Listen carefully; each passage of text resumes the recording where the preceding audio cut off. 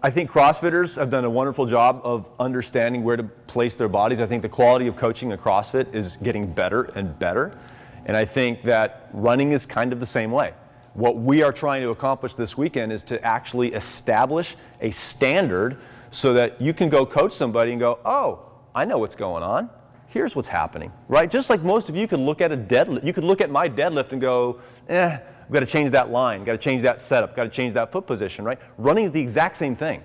I'm going to make this really simple. I want you just to draw a triangle, okay? Just draw a triangle. I'm going to basically give you for those of you that coach people, this is a cool tool to put up on the whiteboard. Again, fundamental, elemental, simple. At the top of that triangle, I want you to put pose, just write the word pose, / position. Next piece down after that, you're going to put fall. And then the next one over, you're going to put pull. So pose, fall, pull. If you can remember that the whole weekend or reference that, and then you can start filling in that triangle as we talk, you'll be golden. Okay? Is there actually a running position or a pose? And most of you know it's traditionally been called the figure 4. Call it what you want. I call it just really good position. Okay? So when you see that posture, that's one thing, but what we're really talking about is position. When most people think posture, they just think standing here, right? We're talking position to get in the proper way to run. Okay? So just clarity there.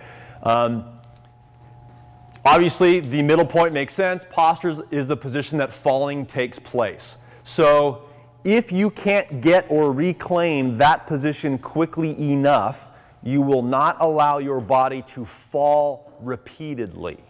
So when you run, if you're not afraid to fall, you'll be okay. I'm going to give you a drill soon that you're going to learn if you're afraid to fall or not. So the fast runners have less fear of falling. It's pretty simple stuff. So I can lean forward here and I can put my hips back, and it may appear that I'm leaning, but I'm really not because my ankles and my hips aren't doing anything. Does that make sense? And that's what you'll see when people are a little bit broken when they run. You'll start to see this folding forward. So think about that. If I'm running and I'm here and I start to break down and I fall forward and my shoulders roll out and I leak energy out of the mid part of my back, what muscle group am I no longer utilizing? Legs. What part of my legs? Hamstrings. Hips, hamstrings, and glutes, right? What's going to propulse me forward if I'm in this bad position when I run? So who said hip flexor? Yeah, you win.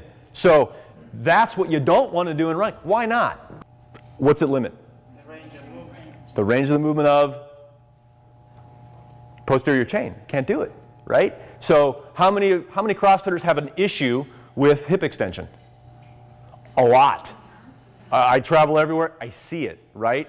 Shoulder rotate, shoulder position, and hip position. It's the same thing in running.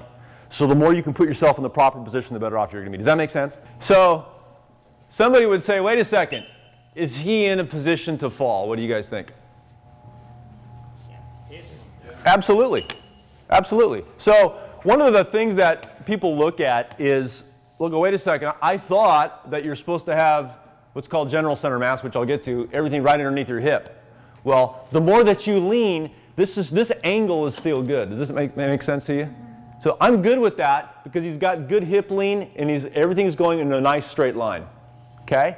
The faster you run, you may have the perception or it may seem that the foot is farther back of the body. It's really not. Don't be as concerned with that as you are with what happens next, which you'll see in the video. Our goal, remember, is to reclaim position as fast as we can. It's how quickly can he reclaim or turn his feet over to get his heel back up to his butt to get back into that figure 4 position, to do it over and over and over again. Okay? So understand when we talk speed, if you lean, does anybody in here run a mile under 5 minutes? Really? How fast? 5. Right at 5? So you probably have pretty good lean. Okay? If you leaned at 5 degrees, it's a 408 mile. 5-degree lean, 408 mile. Usain Bolt, when he broke the world record, he was running 27.7 miles an hour. Wow. Pretty quick. 18.8 degree lean, 18.8. Wow. But we haven't tapped it out yet. So human potential hasn't been explored yet because the body could technically, most people, at about a 22, not in your notes, 22.5 degree lean. At 22.5, give or take, you would run, Dakota, get ready, 7.83 seconds in 100 meters. That's pretty fast, okay? But what's the problem? If Bolt is at 18.8, what would happen to him if he went 18.9? How come? He doesn't have time to. He can't reclaim that speed, meaning his feet. Does that make sense? So are you saying then that the more you can train your body to move with quicker cadence, the faster you'll run? Yeah. Does that make sense? The more lean, the more cadence. This here would be maybe we call this a mid-pull, because he's pulling his foot midway up. Make sense? Do you see how close his heel is to his hamstring here? Okay? But they're still running in proper position. What's the difference? The difference is he doesn't have to pull as high because he doesn't have to reclaim position and increase cadence. Make sense? So he has to because he's leaning a lot more. He's got a shorter distance to cover. If this guy wants to go out and run a 200 meter like that, he's in trouble. Right? He'll run a 200 meter, but it's probably going to be 47, 48 seconds. Don't want that. Most of you want a sub 34 second 200 meter, I'm guessing, right? At least. We hope. Okay? So because of the fact that he has to run a shorter distance faster, he has to pull more. That would mean that that guy's probably at about somewhere between a 5K, 10K pull. Does that make sense? You'll experiment with this and you'll learn this. It'll make sense to you. Okay? I have a saying that you can't get hurt when you're in the air. So if you spend a lot of time on the ground when you run, you're asking for trouble. So you can't get hurt in the air, can you? No. Not running. Not running. So the more time you spend in the air when you run, the better off you're going to be. Every time your foot hits the ground, get it off the ground.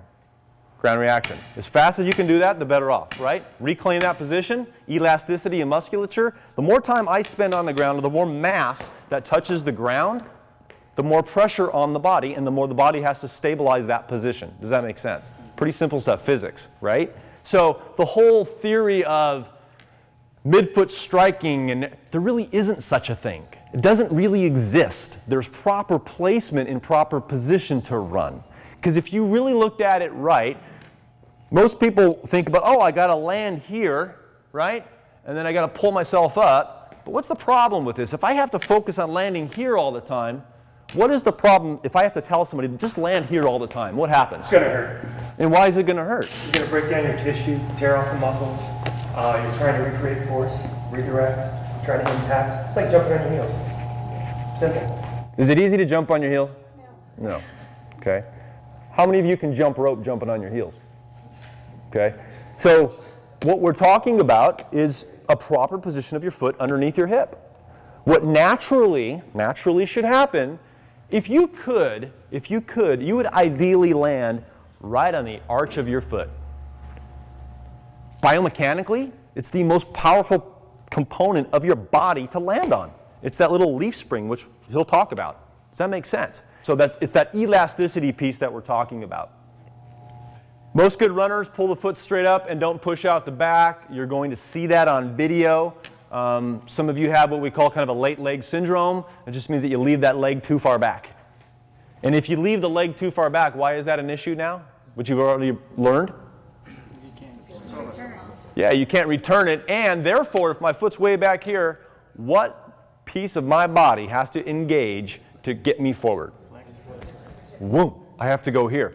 It's hard for me to utilize my hamstring with my leg back here, isn't it? Yes. The closer I get it here, I can get it here quicker, right? So why do people pull a hamstring? Boom, excessive loading, and they want to return it to the butt as fast as they can, boom. Makes sense? So hopefully tomorrow you're going to feel your hamstrings a little bit for the first time when you run, because most people get their hip flexor because they're dragging that leg through underneath and they're never really getting an opportunity to reclaim that position. And if I'm dragging my leg from this position, where do you think it's going to go when it gets underneath me? It's got to fly out the front, right? So if it flies out the front, I'm going to land out in front. If I land out in front, what do I have to do next? Spend a lot of time on the ground and reclaim this position so I can get back here. Make sense? So think about in terms of riding a bicycle, general center of mass, everything's underneath you, everything's just turning over like that. It's kind of like, remember that old Bugs Bunny cartoon or whatever, when Wile E. Coyote and he's running down, you just see his feet going like that? That's what you guys want to basically look like, okay? So pose, fall, pull.